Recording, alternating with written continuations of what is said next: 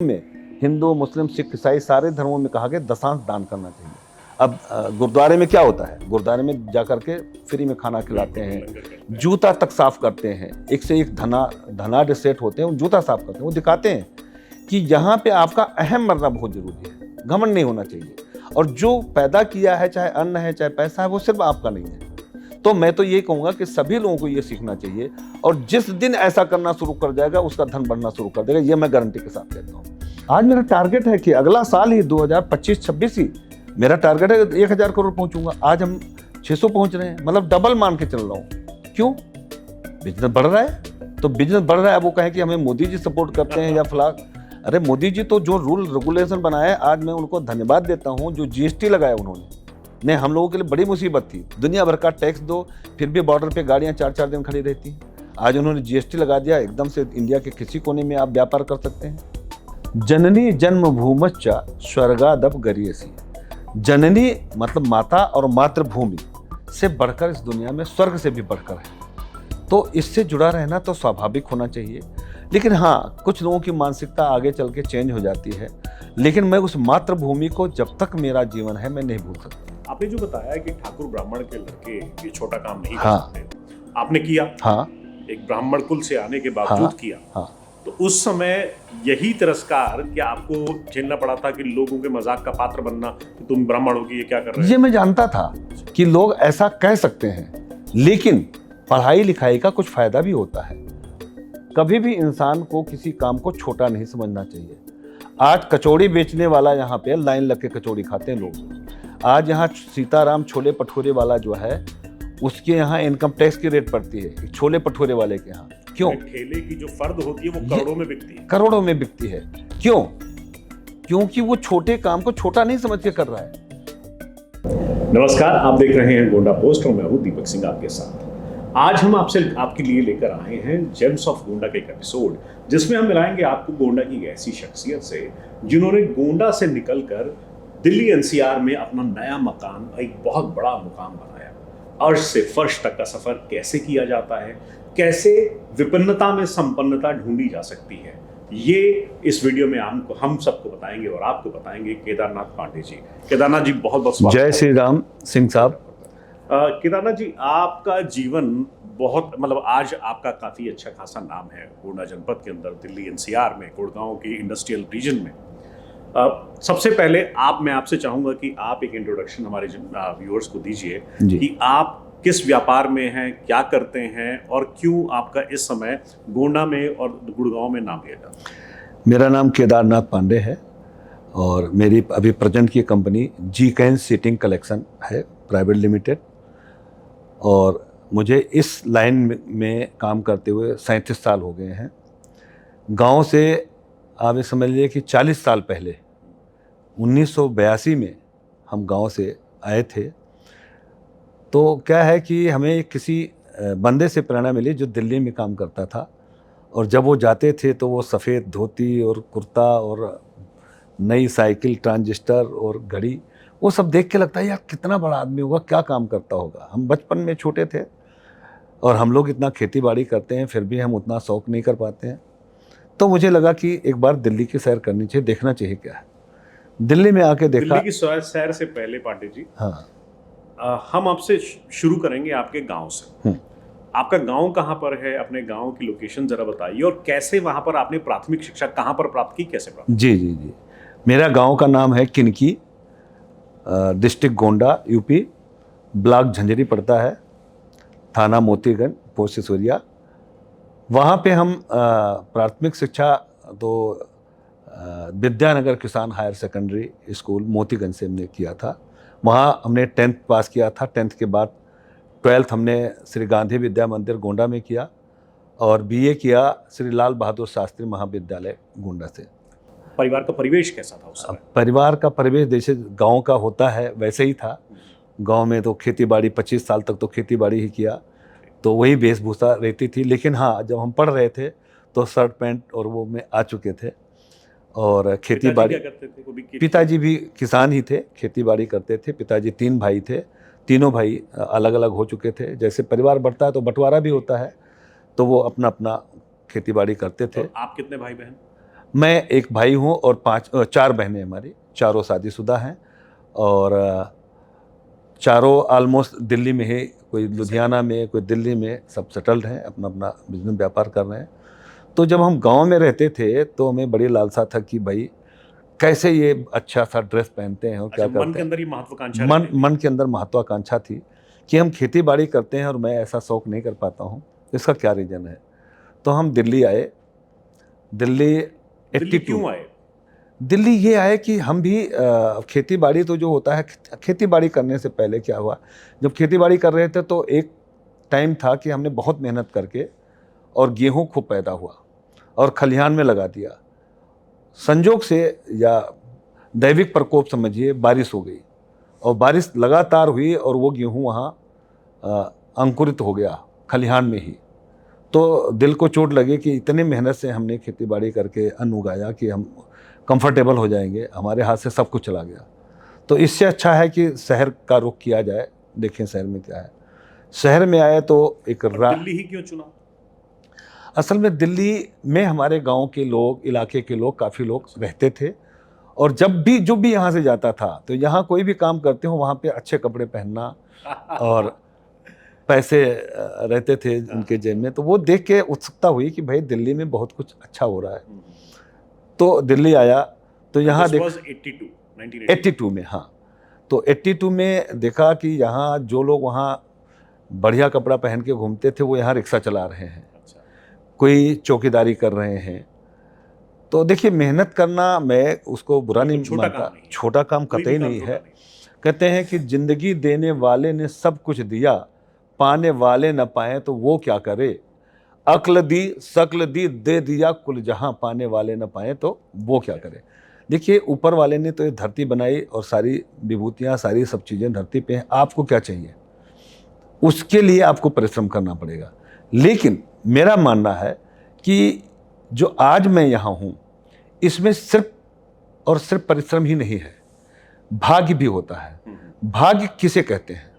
भाग्य पिछले जन्मों के कर्मों का फल होता है और इसको मैं ये कहता हूँ कि हर इंसान को एहसास करना चाहिए। और इस बारे में तुलसीदास जी ने भी कहा है कि बड़े भाग्य मानुष तन पावा, सुर दुर्लभ सब ग्रंथन गावा। मतलब देवता लोग भी मनुष्य जन्म के लिए तरसते हैं।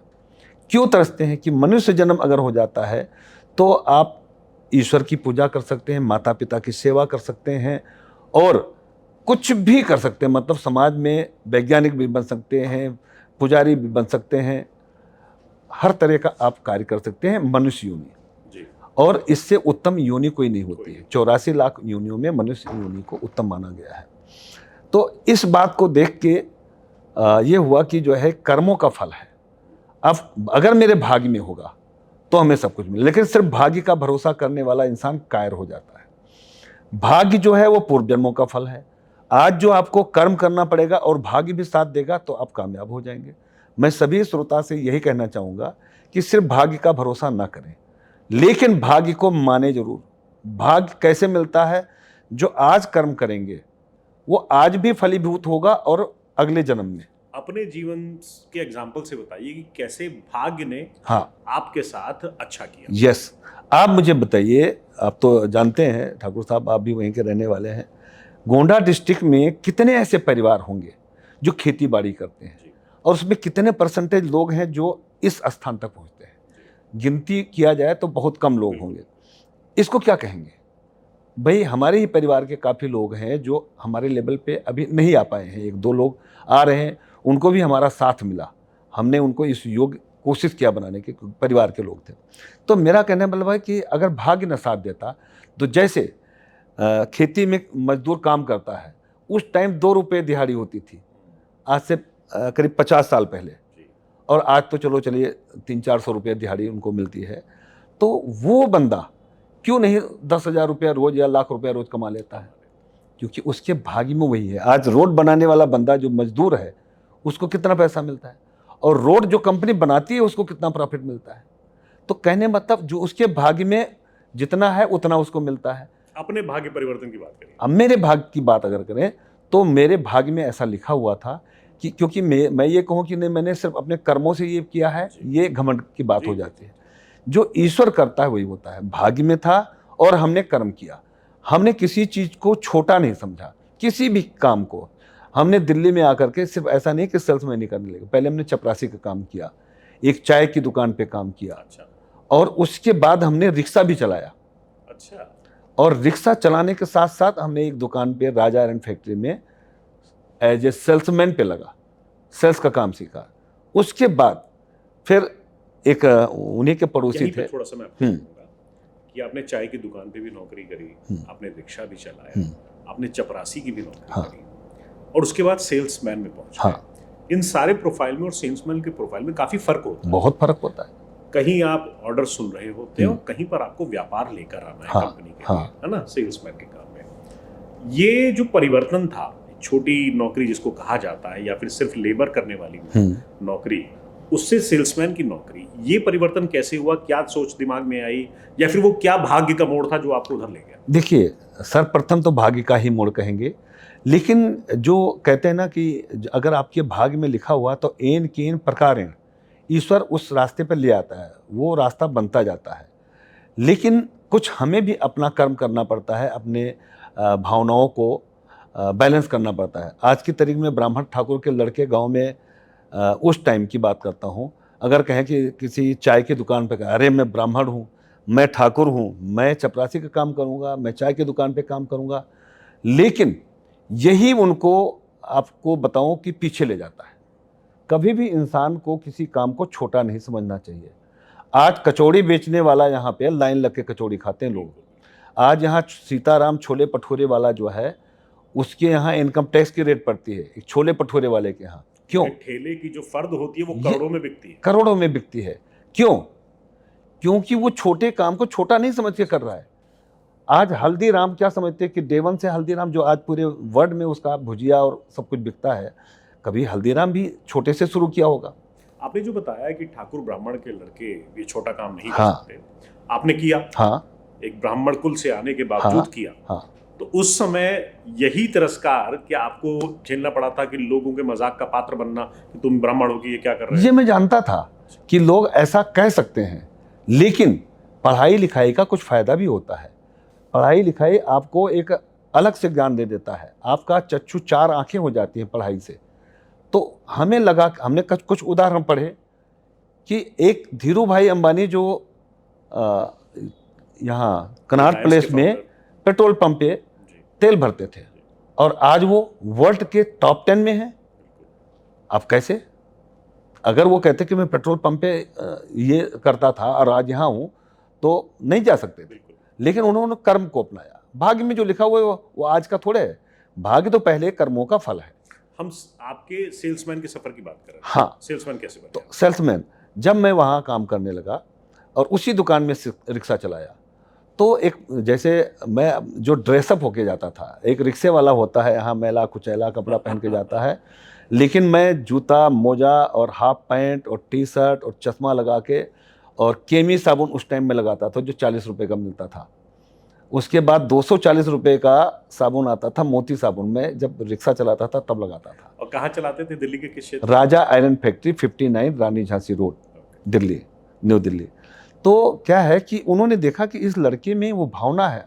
अब बीए पढ़ के बंदा रिक्शा चला रहा है और उसका क्वालिफिकेशन उसको पता है, हाव भाव तरीका। जिसके पास मैं जाता था वो थैंक यू बोलता था सरदार जी को कि यार बहुत अच्छा लड़का था, बड़ा कोऑपरेटिव है।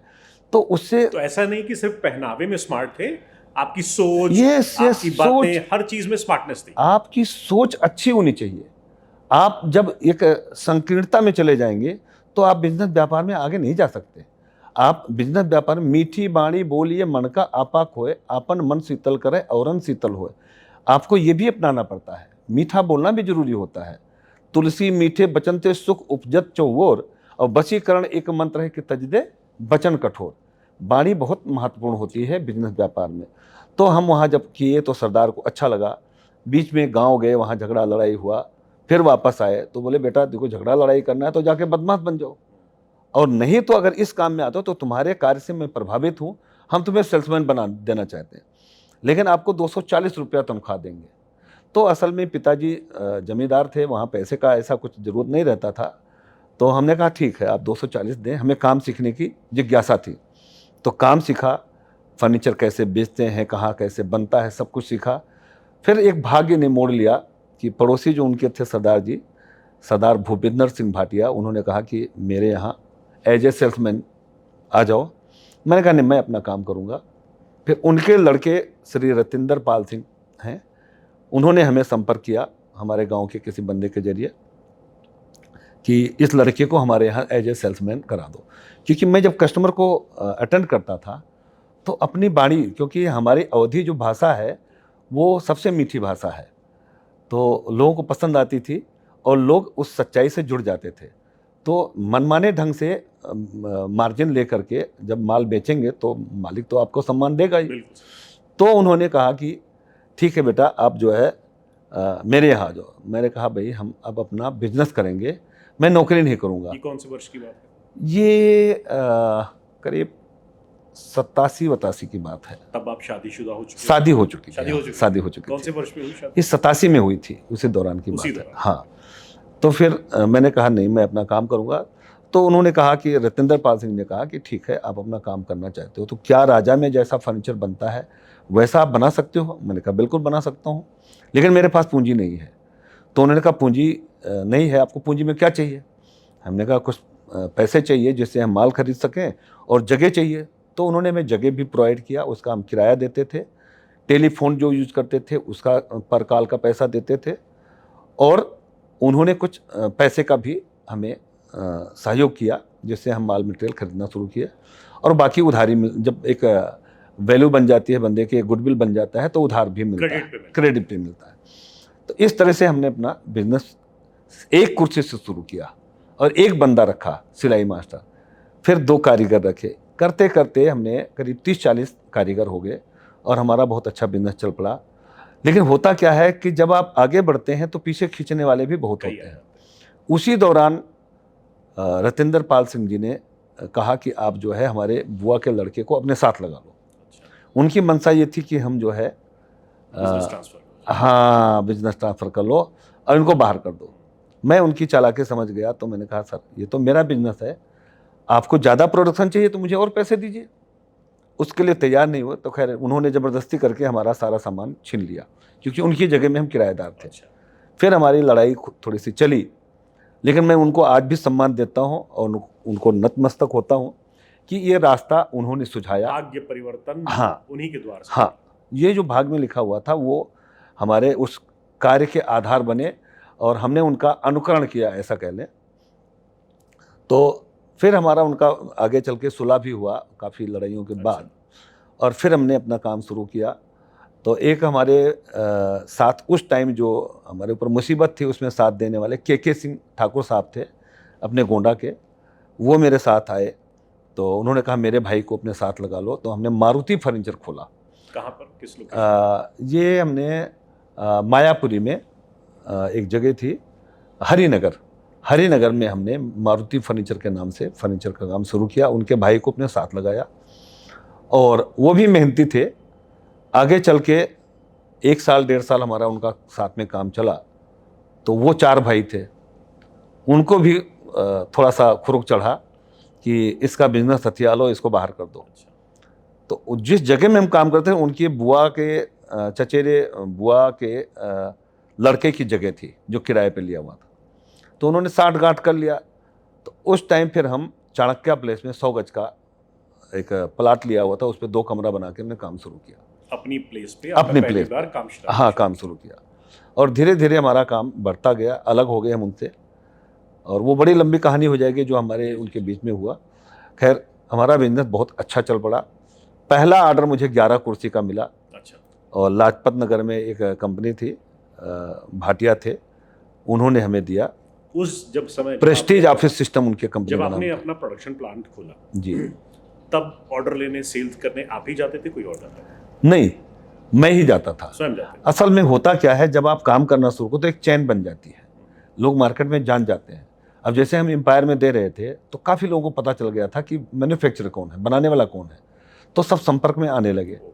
तो पहला ऑर्डर हमें Prestige office system Lajpat Nagar के भाटिया जी ने दिया और वो उनके यहाँ पहुँचते साथ बिक गया।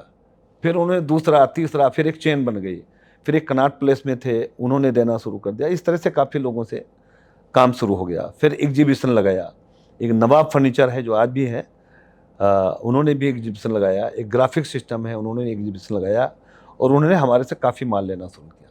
तो धीरे धीरे 1 बाय 1 करके हमने 4-5 फैक्ट्री वहीं पे 100-100 गज का प्लाट लेते गए, 3-3 मंजिल हम बनाते गए, और उसमें एक्सपेंड होता गया। एक टाइम आया सन 2020 में, वहाँ फैक्ट्रियाँ शिफ्ट करने लगे, क्योंकि पोल्यूशन के चक्कर में फैक्ट्री शिफ्ट होने, और हम वैसे भी कच्ची कॉलोनी में थे, कोई अप्रूव कॉलोनी नहीं थी, इंडस्ट्रियल एरिया नहीं था, तो उनको हटाया जाने लगा। तो हमने यहाँ 2020 में 7 नंबर का प्लाट IMT मानेसर सेक्टर 6 में लिया और उसको बनाना शुरू किया। बनाते पर हम इस समय बैठे हुए नहीं, ये तो दूसरे नंबर की फैक्ट्री है। मेरे पास इस टाइम 5 फैक्ट्रियाँ हैं, 2 किराए की हैं और 3 हमारी ओन्ड हैं इसी इंडस्ट्रियल एरिया में। इस इंडस्ट्रियल एरिया में।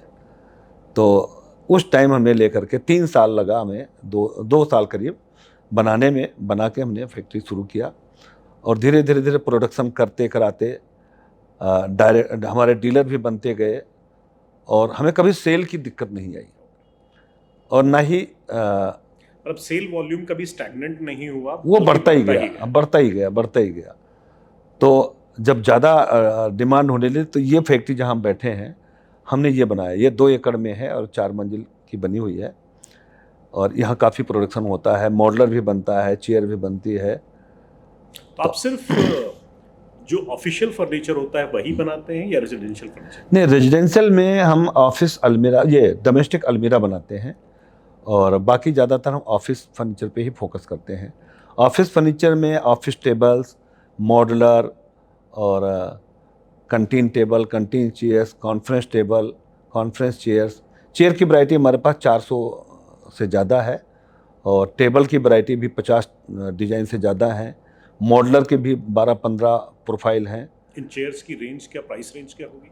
प्राइस रेंज 2500 से शुरू होते हैं और 50,000 तक जाती है। और टेबल्स वगैरह?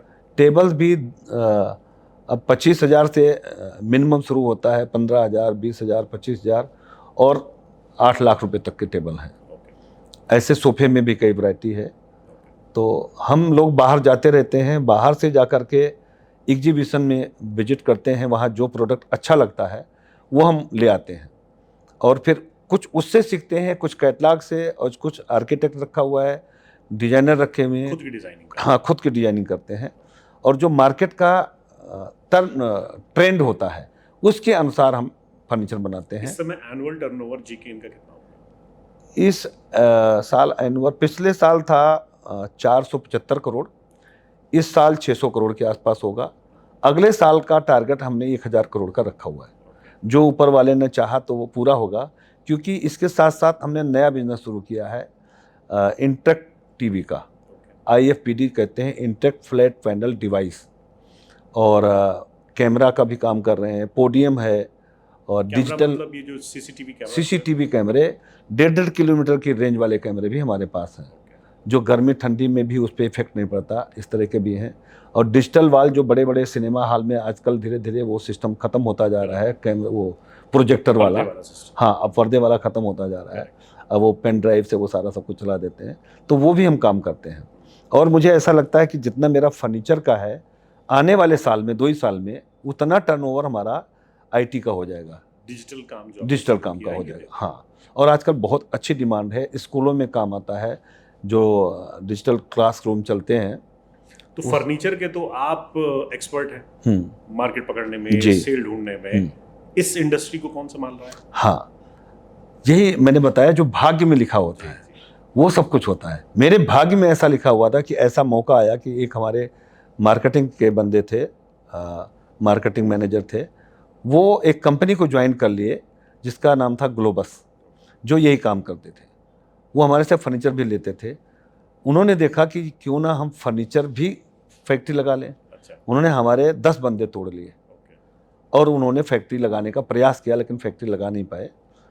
और क्योंकि फैक्ट्री लगाना आसान नहीं है, उसको चलाना बहुत मुश्किल होता है, लेबर का भी। दूर हर से तरह बहुत अच्छा लगता दूर है, से बहुत अच्छा लगा, लेकिन जब आप लेकिन इम्प्लीमेंटेशन में, हाँ, खासकर प्रोडक्शन। अब आप देखिए कि मेरी एज तो आप अंदाज़ा लगा ही सकते हैं क्या है, और सवेरे 10 बजे आके 7-8 बजे तक बैठना पड़ता है, कंटिन्यूअस हर काम को देखना पड़ता है, और काफ़ी परेशानियां भी आती हैं, लेकिन मैं कहता हूँ केदारनाथ पांडे जी की शख्सियत आपको बड़ी ग्लैमरस लगती होगी, बहुत ही फैशनेबल कपड़े पहनते हैं केदारनाथ पांडे जी, आप इनकी फोटो देखते हैं 3 पीस में नजर आते हैं, लेकिन इसका मतलब ये नहीं है कि पसीना नहीं बहाते। जैसा आपने बताया कि सुबह आते हैं, शाम तक जाते हैं, और इसका एक ही मतलब है कि मेहनत का और कोई दूसरा ऑप्शन है ही नहीं, कोई बिल्कुल सॉल्यूशन सही, है ही नहीं। बिल्कुल सही कह रहे हैं। कहते हैं कर्मणे वाधिका रस्ते माँ फलेस कदाचन, कर्म करते जाइए, फल देने वाला ऊपर वाला है, और फल जरूर मिलेगा। लेकिन जब इमली बोएंगे आम की अपेक्षा ना रखें। तो कर्म, अभी आपका जो बिजनेस है पांडे जी, इसमें फैमिली की तरफ से कौन कौन जुड़ा हुआ है? असल में मेरे फैमिली में शुरुआत में जो हमारे बच्चे पढ़ रहे थे, तो 10th क्लास में उनकी इच्छा हुई कि मैं फिल्म लाइन में जाना चाहता हूँ, क्योंकि उस टाइम उन्होंने एक चित्रांगदा एक कार्यक्रम था जो मेरे बेटे ने अपने स्कूल में एज ए अर्जुन का रोल किया था, तो काफ़ी लोगों ने तारीफ़ किया, तो उसका रुझान उधर हुआ। उसने मेरे से सलाह लिया, तो हमने कहा अगर उधर जाना चाहते हो तो फिर एक उम्र होती है, आप MBA BBA करके अगर वहाँ करना चाहते हैं तो उसका कोई फ़ायदा नहीं मिलेगा, अभी जाओ। तो खैर वो गया, उसने काम किया, कई सीरियल में लीड रोल में काम किया। लास्ट में जो बड़ा सीरियल था जो सूर्यपुत्र कर्ण, उसमें श्री कृष्णा का रोल किया, और काफ़ी टैलेंटेड वो हमारा बच्चा है। दूसरे बच्चे ने भी कहा कि मेरे बड़े भैया वहाँ हैं तो मैं भी वहीं जाऊँगा, तो गौरव पांडे नाम है उसका, वो भी कई फिल्मों में काम कर चुका है, जैसे हम्टी शर्मा की दुल्हनिया, जी जी। बद्रीनाथ की दुल्हनिया, फ्लाइंग जट, और कई फिल्में हैं जो अभी मैं याद नहीं है, और अच्छा उनका काम चल रहा है। लेकिन मैं कहता हूँ कि भैया तुम मेरे बिजनेस को ज्वाइन कर लो, इतना बड़ा हमने आज की तारीख में 2000 लेबर और स्टाफ हमारे पास है, और डाइवर्सिफिकेशन के और प्लान्स हैं आपके? डाइवर्सिफिकेशन, हाँ, और जितना चाहूँ मैं और 4 फैक्ट्री खोलूँ तब भी हमें काम की दिक्कत नहीं, काम मिलता रहता है। आज भी आप सेल्स का काम संभालते हैं? नहीं, मैं सेल्स के लिए हमने सेल्स के टीम रखी हुई 2-2 CEO रखे हुए हैं, और करीब 45-50 लोगों की टीम है सेल्स की, 10 लोगों की टीम है डिजाइनर की। हर स्टेज पे सारे सुपरवाइजर और लेबर सब बैठे हुए हैं, सब काम सारा करते हैं। माल देश के अंदर ही खपत होता है या फिर एक्सपोर्ट वगैरह भी कुछ? नहीं, सारा माल देश के अंदर ही खपत होता है, एक्सपोर्ट के कई चांसेस मिले, लेकिन फैमिली से और कोई बंदा न होने के कारण मैंने वो पंगा लिया नहीं। क्योंकि क्या है, उसके लिए एक्सपोर्ट जोन बनाना पड़ता है, उसके लिए अलग से पैकिंग, उसकी क्वालिटी, उसका पैरामीटर, सब कुछ देखना पड़ता है। तो मैंने कहा ये झंझट लेने की ज़रूरत नहीं है। और एक बात और था, मैं ईश्वर ने जो भी मुझे दिया मैं उससे संतुष्ट हूँ, क्योंकि एक गांव का रहने वाला बंदा और इस आबो हवा में जी रहा हो, इस लेवल का बिजनेस व्यापार हो गया हो, तो उसके लिए एक सपना साकार होने जैसा है। एक बड़ी इंपॉर्टेंट चीज होती है पांडे जी, कहते हैं कि जो इंसान महत्वाकांक्षी होता है, परिवार का उस व्यक्ति के साथ एडजस्ट करना थोड़ा मुश्किल हो जाता है। हाँ, परिवार की अपनी जरूरतें होती हैं, हाँ, समय चाहिए आपका, हाँ, वो सब कहीं कॉम्प्रोमाइज्ड हो जाता है। हाँ। क्या आपके परिवार के साथ भी ऐसा कुछ हुआ? नहीं, मेरी वाइफ काफ़ी कोऑपरेटिव रही। हमने जब गांव में स्कूल बनाना शुरू किया तो भी उनका पूरा सहयोग रहा। आज भी जब हम बिजनेस करना शुरू किए तो कई मुसीबतें आती हैं, उन मुसीबतों में उनका साथ मिला। फिर बच्चे छोटे थे, धीरे धीरे बड़े होने लगे, तो वो जैसा वो चाहते थे हमने उनको उस लाइन में भेजा, पूरा सहयोग दिया कि ठीक है उनके भाग में जो लिखा उनको करने दो, हम किसी को ज़बरदस्ती यहाँ नहीं लाएंगे। आगे चल के मेरे बच्चे तो वही देखेंगे और कौन देखेगा। एक बेटी है वो अपना काम कर रही है, फैशन डिजाइनर का कोर्स किया हुआ है, वो अपना बिजनेस चला रही है, और नेशनल परमिट के नाम से उनका भी बिजनेस ठीक चल रहा है यही दिल्ली NCR? दिल्ली NCR में। अभी हम अगले साल, इसी साल 2024 में 2 दिसंबर को उनकी शादी करने का प्लान किया हुआ है, और दोनों बच्चे हमारे बॉम्बे में हैं। बड़ा बेटा हमारा काफ़ी टैलेंटेड है, और गौरव भी काफ़ी टैलेंटेड क्या नाम है। है बड़े बेटे का? बड़े बेटे का नाम सौरभ पांडे है, और छोटे बेटे का नाम गौरव पांडे है। बड़े बेटे की शादी हो चुकी है, 2 साल की बेटी है, पोती, और उनकी वाइफ का नाम सोनी पांडे है। क्या वाइफ आपके बिजनेस में इन्वॉल्व है इसमें? असल में वाइफ हमारी ज़्यादातर ईश्वर को मानती हैं, पूजा पाठ में ज़्यादा ध्यान रखती हैं, तो ये हम देखते हैं कि गोंडा के अंदर कई धार्मिक और सामाजिक कार्य आपकी धर्मपत्नी करती हैं और काफी इन्वॉल्व रहती हैं। हाँ दिल्ली एनसीआर से रेगुलर उनका गोंडा आना जाना होता है और ऐसे कार्य, सामाजिक कार्य खुद के फंड से, खुद के फाइनेंसेस से, एनजीओ की तरह मतलब चंदा उगाही नहीं करते, अपने पैसा खर्च करके सामाजिक उत्थान का कार्य करते हैं। हाँ बिल्कुल बिल्कुल, आज भी वो यहाँ गीता चैरिटेबल के नाम से संस्था चला रही हैं। बच्चों को पढ़ाना, सिलाई सिखाना, आर्ट सिखाना, और छोटे छोटे सामान कपड़े से कपड़े बनाना, काफ़ी कुछ सिखाती हैं जो उनसे हो सकता है समाज सेवा पूरी तरह से वो करती हैं।